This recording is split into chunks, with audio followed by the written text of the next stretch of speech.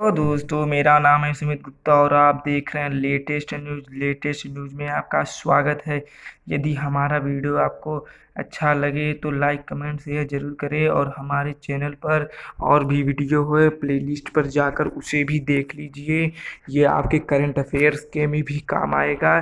चीन सीमा पर हालत नियंत्रण में, दोनों देश हटा रहे हैं सेनाएं, नरवणे का कहना है। यह सेना अध्यक्ष ने कहा, बातचीत सार्थक सुलझा लेंगे मतभेद। Amar Ujala bureau agency Dehradun.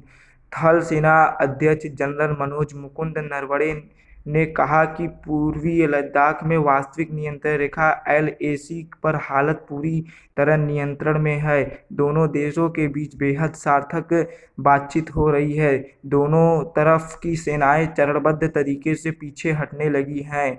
इसकी शुरुआत गलवा घाटी से हुई है।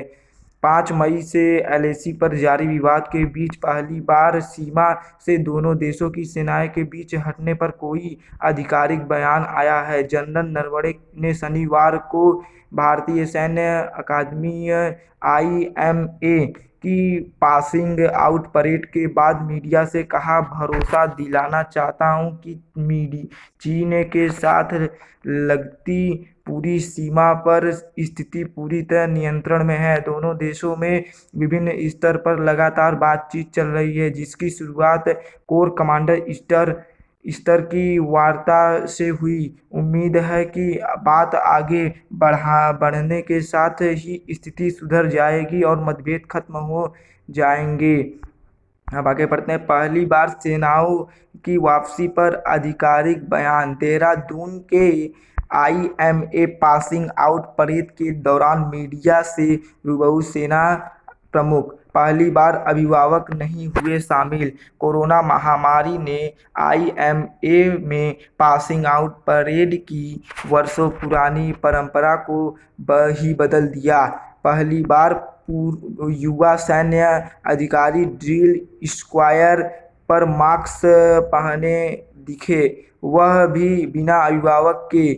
यह भी पहली बार हुआ जब सेना प्रमुख IMA कमांडेंट प्रशिक्षकों और यूनिट कमांडरों के युवा सैन्य अफसरों के कंधों पर पिप्स सजाए। पासिंग आउट परेड है ये फ्रेंड्स। LAC पर गलवा घाटी से सैन्य वापसी की शुरुआत। जनरल नरवणे ने कहा, कई स्तर की बातचीत के बाद भारत चीन की ओर से चरणबद्ध तरीके से सेना हटाने का काम शुरू हो गया है। हमने गलवा नदी के आसपास इसकी शुरुआत की, जहां काफी सैनिक थे।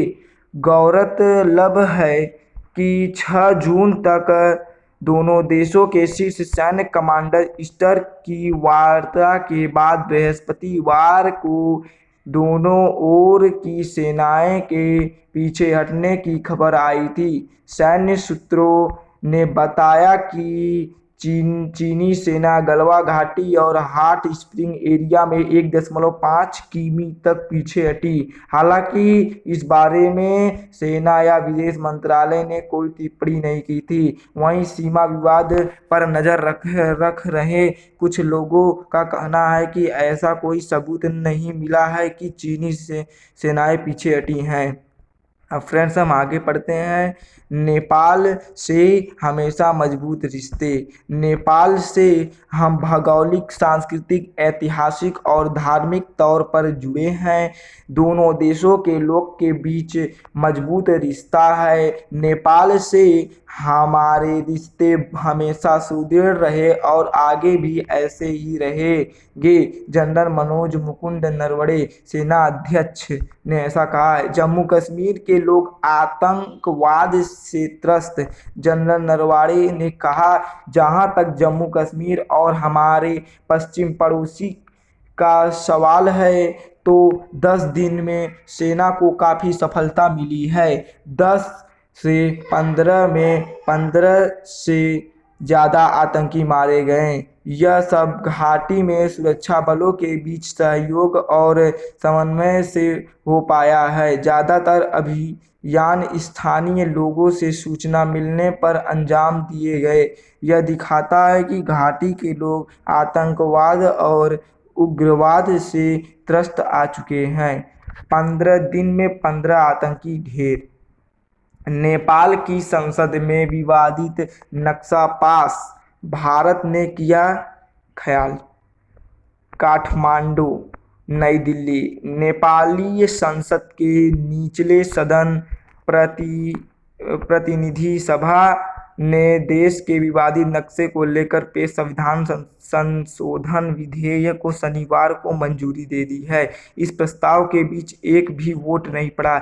नए नक्शे में नेपाल ने भारतीय क्षेत्र काला पानी, लिपुलेख और लिम्पियाधुरा को अपने देश का हिस्सा दिखाया। भारत ने नेपाल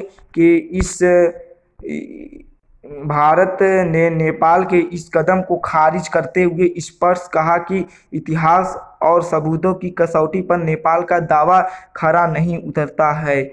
नेपाल की कानून मंत्री शिवमाया थुम्बागेन गफे ने नक्शे में बदलाव के लिए संविधान की 3री अनुसूची में संशोधन का प्रस्ताव 24 मई को संसद में पेश किया था। शनिवार को इस पर चर्चा और मतदान के दौरान नेपाली कांग्रेस, राष्ट्रीय जनता पार्टी नेपाल और